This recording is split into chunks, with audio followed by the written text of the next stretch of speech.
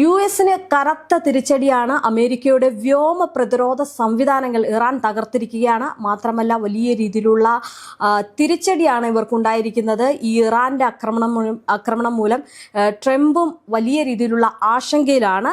ഈ ഒരു ആക്രമണം നടക്കുമ്പോൾ ഇവർക്ക് ഏറ്റവും കൂടുതൽ പ്രതിസന്ധിയിലാകുന്നത് ഈ നേരത്തെ പറഞ്ഞതുപോലെ തന്നെ വ്യോമ പ്രതിരോധ സംവിധാനങ്ങളാണ്. അപ്പം ഈ ഒരു നീക്കത്തിലൂടെ വലിയ രീതിയിലുള്ള തിരിച്ചടി നേരിട്ടുകൊണ്ടിരിക്കുകയാണ് യു എസ്. എന്താണ് ഇതിൽ തോന്നുന്നത്? രേഷ്മ, നമ്മളൊക്കെ ആദ്യം മുതലേ പറയുന്ന ഒരു പ്രധാനപ്പെട്ട കാര്യമുണ്ടായിരുന്നു, ഈ യുദ്ധം അങ്ങനെയൊന്നും അമേരിക്കയും ഇസ്രായേലും ജയിക്കാൻ പോകുന്നില്ല എന്ന്. കാരണം അതിന് ഭൂമിശാസ്ത്രപരമായ പല കാര്യങ്ങളുണ്ട്, അന്താരാഷ്ട്ര രാഷ്ട്രീയ നയതന്ത്ര വിഷയങ്ങളുണ്ട്, അതിനപ്പുറം സൈനികമായിട്ടുള്ള പല തരത്തിലുള്ള ശേഷികൾ, ഇറാൻ്റെ ശേഷികൾ അതിനങ്ങനെ കുറച്ച് കാണുന്നത് ശരിയല്ല. അങ്ങനെയുള്ള ഒരുപാട് കാര്യങ്ങൾ തുടക്കം മുതലേ നമ്മൾ പറഞ്ഞിരുന്നു. അതായത് അമേരിക്കയും ഇസ്രായേലും പറയുന്നത് പോലെ വളരെ എളുപ്പത്തിൽ വന്നിട്ട് ഇതാ ഇപ്പോൾ ഇറാൻ പിടിച്ചെടുത്ത് ഇറാൻ്റെ ഭരണമാറ്റം ഉണ്ടാക്കി അവിടെ പുതിയ ഭരണകൂടത്തെ സ്ഥാപിച്ച് ഈ വെനസ്വലയിലേക്ക് പോലെ എളുപ്പത്തിൽ ഇറാൻ്റെ എണ്ണയും അടിച്ചുകൊണ്ട് പോകാം എന്നുള്ള അമേരിക്കയുടെ സകല കണക്കുകൂട്ടലുകളും ഒന്നടങ്കം പിഴയ്ക്കുന്ന കാഴ്ചയാണ് ഇപ്പോൾ നമ്മൾ കാണുന്നത്. നമുക്കറിയാം, ആദ്യം അമേരിക്കൻ പ്രസിഡന്റ് ഡൊണാൾഡ് ട്രംപ് പറഞ്ഞത് പരിമിതമായ ഒരു ആക്രമണമെന്നാണ്. ഇപ്പോൾ പറയുന്നു, അതിനുശേഷം പറഞ്ഞു 4 ആഴ്ചയ്ക്ക് ഉള്ളിൽ യുദ്ധം തീരുമെന്ന്. അപ്പോൾ ഇസ്രായേൽ പ്രധാനമന്ത്രി ബെഞ്ചമിൻ നെതന്യാഹു ആ സമയത്ത് പറഞ്ഞത് അധികനാൾ യുദ്ധം നീളില്ല, അതിവേഗത്തിൽ ഞങ്ങൾ അവസാനിപ്പിക്കും, ഞങ്ങളുടെ കയ്യിൽ ഇറാനെ തീർക്കാനുള്ള മുഴുവൻ സന്നാഹവും ഉണ്ട് എന്നൊക്കെയാണ് അന്ന് നെതന്യാഹു അടിച്ചുവിട്ടത്. 50,000-ൽ താഴെ മാത്രം അംഗങ്ങളുള്ള ഹമാസ് എന്ന് പറയുന്ന ഒരു ഗ്രൂപ്പിനെ 2.5 വർഷം യുദ്ധം ചെയ്തിട്ടും തച്ചു തകർക്കാൻ കഴിയാത്ത ഒരു ടീമാണ് ഈ പറച്ചിൽ പറയുന്നതെന്ന് ആലോചിക്കണം. IDF-നെ ഉപയോഗിച്ച് ഹമാസിൽ നിന്ന് ഈ ബന്ദികളെ മുഴുവൻ വീണ്ടെടുക്കുമെന്ന് പറഞ്ഞ് 2.5 വർഷം യുദ്ധം നടത്തി ഒടുവിൽ ഹമാസിൻ്റെ കാരുണ്യം കൊണ്ട് ബന്ദികളെ കരാറെഴുതി തിരിച്ചുകൊണ്ട് വരേണ്ടി വന്ന ആളാണ്. അപ്പോൾ ഇവർ ഈ തള്ളും ഈ പറയുന്ന വെല്ലുവിളിയും ഞങ്ങൾ ലോകശക്തികളാണ് എന്ന നാട്യവും ഒക്കെയുള്ളൂ. യാഥാർത്ഥ്യത്തിൽ ഇവരൊന്നും അത്ര വലിയ സംഭവങ്ങളൊന്നുമല്ല. പിന്നെ ആ ഭയപ്പെടുത്തലിൻ്റെ ബലത്തിൽ അങ്ങനെ പിടിച്ചു നിൽക്കുന്നു എന്നുള്ളതാണ് ഏറ്റവും പ്രധാനപ്പെട്ട കാര്യം. അതിൻ്റെ ഒരു രാഷ്ട്രീയമാണ് ഞാൻ സംസാരിച്ചത്. പക്ഷെ ആയുധബലത്തിൻ്റെ കാര്യത്തിൽ അമേരിക്ക വലിയ തോതിൽ മുന്നേറുന്ന ഒരു രാജ്യം തന്നെയാണ്. ആയുധങ്ങളുടെ നിർമ്മാണമായാലും വിതരണമായാലും ഈ ലോകത്ത് യുദ്ധം ഉണ്ടാകണമേ എന്ന് ആഗ്രഹിക്കുന്ന ഒരു രാജ്യമാണ് അമേരിക്ക. കാരണം യുദ്ധമുണ്ടായാലേ അവരുടെ ആയുധ വിപണി ശക്തമാവുകയുള്ളൂ, അമേരിക്കയ്ക്ക് അതിനനുസരിച്ച് സാമ്പത്തികമായി മുന്നോട്ട് പോകാൻ കഴിയൂ. ഇവിടെ പക്ഷെ സംഭവിച്ചത് എന്താണെന്ന് വെച്ച് കഴിഞ്ഞാൽ ഇറാൻ തന്ത്രപരമായ ചില നിലപാടുകളിലേക്ക് പോവുകയാണ്. ഇപ്പോൾ അല്പസമയം മുമ്പ് വന്നൊരു വാർത്തയാണ്, അറബ് രാജ്യങ്ങളെ ആക്രമിക്കുന്നത് ഞങ്ങൾ നിർത്തുകയാണ് എന്ന് ഇറാൻ പറഞ്ഞു. നോക്കുക, ഈ ഏറ്റവും തന്ത്രപരമായ സ്റ്റെപ്പിലേക്ക് ഇറാൻ കടന്നിരിക്കുകയാണ്. അതിനുശേഷം ഒരു ക്ഷമാപണം നടത്തുന്നു.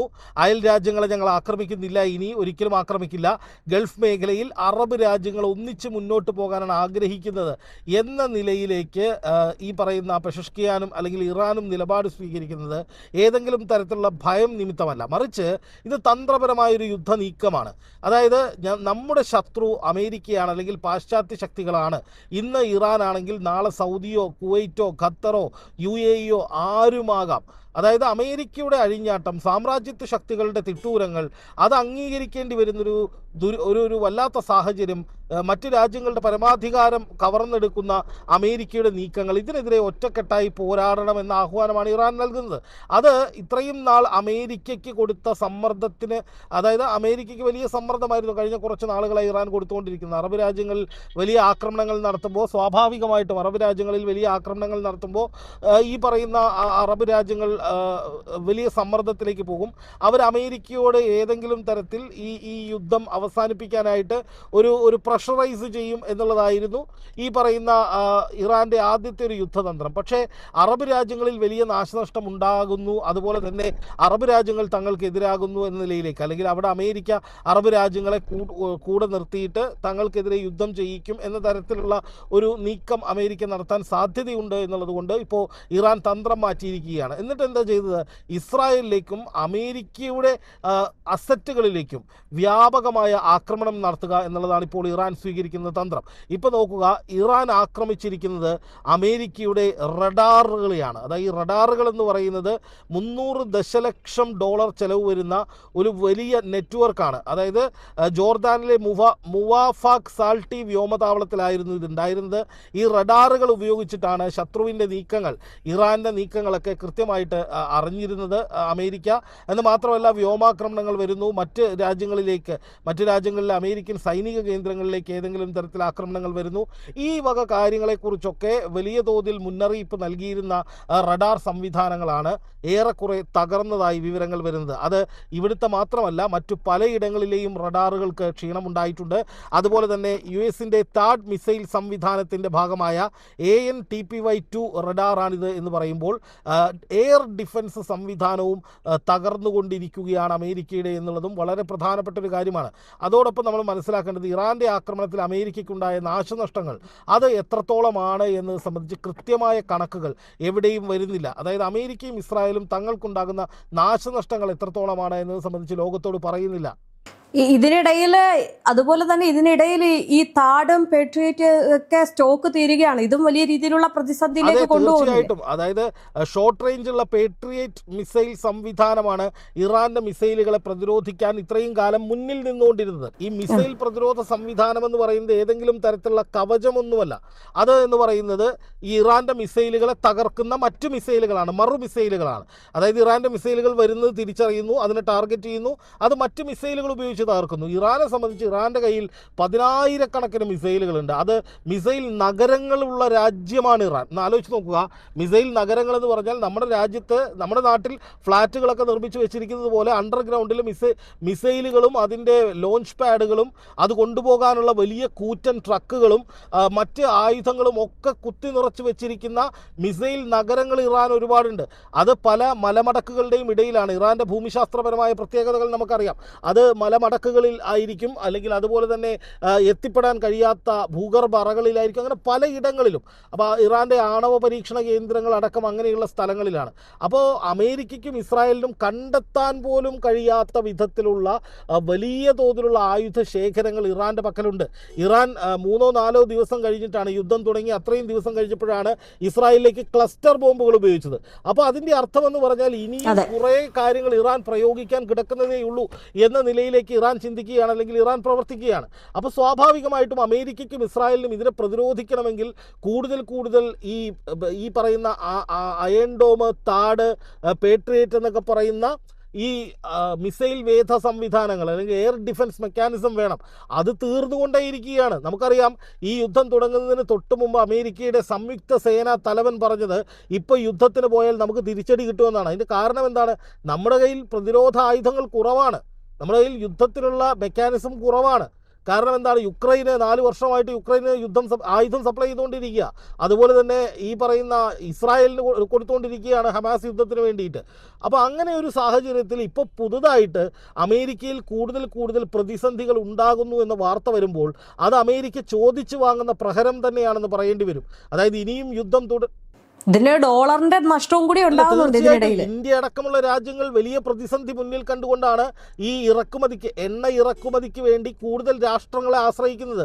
ഇപ്പൊ ഇന്ത്യ റഷ്യയിൽ നിന്ന് കൂടുതൽ എണ്ണ വാങ്ങുകയാണ്. എന്തുകൊണ്ടാണ്? അറബ് രാജ്യങ്ങളിൽ നിന്ന് എണ്ണ വരാനുള്ള സാധ്യതകൾ അടയുകയാണ്. ഹോർമുസ് കടലിടുക്കിൽ ഏത് എണ്ണക്കപ്പലിനും തങ്ങൾ പിന്തുണ കൊടുക്കാമെന്ന് അമേരിക്കൻ പ്രസിഡന്റ് ഡൊണാൾഡ് ട്രംപ് പറഞ്ഞിട്ട് 48 മണിക്കൂറാവാൻ പോവാ. ഇതുവരെ അമേരിക്കൻ കപ്പലിന്റെ പിന്തുണയോടെ, അമേരിക്കൻ പടക്കപ്പലിന്റെ പിന്തുണയോടുകൂടി ഒരൊറ്റ എണ്ണക്കപ്പൽ പോലും ഹോർമുസ് കടലിടുക്ക് ഇങ്ങോട്ട് കടന്നിട്ടില്ല. കാരണം അമേരിക്കയെ അക്കാര്യത്തിൽ വിശ്വസിക്കാൻ കഴിയില്ല.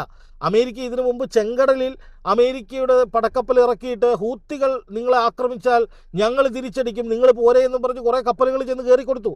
എന്താ സംഭവിച്ചത്? അവിടെ കിടന്ന് കത്തി. അപ്പോൾ ഹൂത്തികളെപ്പോലെ ഒരു ചെറിയ ഗ്രൂപ്പിനോട് പോലും വിജയകരമായി പിടിച്ചു നിൽക്കാൻ കഴിയാത്ത ചരിത്രമുള്ള ആളുകളാണ് അമേരിക്കയുടെ നാവികസേന. അപ്പോൾ ഈ സേനയാണ് ഇതാ ഇങ്ങോട്ട് പോരെ, ഹോർമുസ് കടലിടുക്കിലൂടെ നിങ്ങൾ കപ്പൽ ഓടിച്ചോ, ഞങ്ങൾ നോക്കിക്കോളാം എന്ന് പറയുന്നത്. ഈ കപ്പലുകൾ എന്ന് പറഞ്ഞു കഴിഞ്ഞാൽ ചെറിയ കാര്യമല്ല, കോടാനുകോടി ഡോളറുകൾ വിലയുള്ള കാര്യമാണ് ഈ കപ്പൽ എന്ന് പറയുന്നത്. അപ്പോൾ ഈ കപ്പൽ കമ്പനികൾ അങ്ങനെ അമേരിക്കയുടെ വാക്ക് വെറുതെ വിശ്വസിച്ചിട്ട് ഒരു റിസ്ക് എടുക്കാൻ തയ്യാറല്ല. അപ്പോൾ എന്താ സംഭവിക്കുക? ഇപ്പോൾ സ്വാഭാവികമായിട്ടും കപ്പൽ കമ്പനികൾ തങ്ങളുടെ ചരക്കുകൾ കൊണ്ടുപോകേണ്ട എന്ന് തീരുമാനിക്കും. അവിടെ ട്രംപിന് വലിയ തിരിച്ചടി ഉണ്ടാകും. കാരണം എന്താണ്? അമേരിക്കയുടെ ഡോളർ എന്ന് പറയുന്ന അവരുടെ കറൻസിയിലാണ് ഈ അന്താരാഷ്ട്ര തലത്തിൽ എണ്ണ വ്യാപാരം ചെയ്യപ്പെടുന്നത്. അപ്പോൾ ആ എണ്ണ വ്യാപാരം നിലച്ചാൽ സംഭവിക്കുന്നത് ഡോളറിൻ്റെ വിനിമയ നിരക്ക് കുറയും, അല്ലെങ്കിൽ ഡോളർ കൂപ്പുകുത്തും. അത് അങ്ങനെ സംഭവിച്ചാൽ ഏറ്റവും അധികം ദോഷം ചെയ്യുന്നത് അമേരിക്കയ്ക്കായിരിക്കും. അമേരിക്കയിലെ ജനങ്ങൾക്ക് ഈ ഭയമുണ്ട്, അമേരിക്കയിലെ കമ്പനികൾക്ക് ഈ ഭയമുണ്ട്. അമേരിക്കൻ ജനതയിൽ വെറും 27% പേര് മാത്രമേ കഴിഞ്ഞ ദിവസം ഒരു സർവേ നടന്നപ്പോൾ ട്രംപിനെ പിന്തുണച്ചിട്ടുള്ളൂ. അമേരിക്കയിൽ പ്രതിഷേധ പ്രകടനങ്ങൾ ആരംഭിച്ചിട്ടുണ്ട്. അപ്പോൾ സ്വാഭാവികമായിട്ടും ഇത് ഇസ്രായേലിന് വേണ്ടി നടത്തിയ ഒരു യുദ്ധമാണ്, അല്ലെങ്കിൽ ഇസ്രായേലിന് ഇറാൻ ആക്രമിക്കാൻ സാധ്യതയുണ്ട് എന്ന് കണ്ടതുകൊണ്ട് ഞങ്ങൾ നടത്തിയ യുദ്ധമാണ് എന്ന് അമേരിക്ക പറയുമ്പോൾ സ്വാഭാവികമായിട്ടും അമേരിക്കയിലെ ജനങ്ങൾ ചോദിക്കുന്നത് നമുക്ക് വേണ്ടി അല്ലെങ്കിൽ പിന്നെ എന്തിനാണ് നിങ്ങൾ ഈ യുദ്ധത്തിന് ഇറങ്ങി തിരിച്ചതെന്നാണ്. അതൊരു വലിയ ചോദ്യമാണ്. അപ്പോൾ സ്വാഭാവികമായിട്ടും ഇസ്രായേൽ പറയുന്നത് കേട്ട് ഇസ്രായേലിൻ്റെ താളത്തിന് തുള്ളി ഇത്രയും വലിയ നാശനഷ്ടങ്ങൾ സ്വന്തം രാജ്യത്തിന് വരുത്തി വയ്ക്കുന്ന ഒരു ഭരണാധികാരി എന്ന നിലയിൽ ട്രംപിനെതിരെയും വലിയ പ്രതിഷേധങ്ങൾ വരുന്നുണ്ട്. ആ രാജ്യത്തിൻ്റെ ആഭ്യന്തര സുരക്ഷ പോലും അപകടത്തിലാകുന്ന വിധത്തിൽ ആയുധങ്ങളും പ്രതിരോധ സംവിധാനങ്ങളും എടുത്തുപയോഗിക്കുകയാണ് അമേരിക്ക. അവരുടെ അറബ് രാജ്യങ്ങളിലെ സൈനിക കേന്ദ്രങ്ങൾ തകരുകയാണ്. ഇപ്പോൾ USS എബ്രഹാം ലിങ്കൺ എന്ന് പറയുന്ന ഒരു പടക്കപ്പൽ കൊണ്ടിട്ടിട്ട് എത്ര നാളായി, 2 മാസമായി. എപ്പോഴെങ്കിലും ഈ കപ്പലിൽ നിന്ന് ഇറാന് നേരെ ഒരു ആക്രമണം ഉണ്ടായതായി കണ്ടിട്ടുണ്ടോ? ഈ കപ്പലുകൾക്ക് നേരെ ഇറാൻ ആക്രമണം നടത്തി ആ ടീമിൽപ്പെട്ട ഒരു ഡിസ്ട്രോയർ കപ്പൽ തകർത്തു. അതിനുശേഷം USS എബ്രഹാം ലിങ്കൺ എന്ന കപ്പൽ എവിടെ പോയി?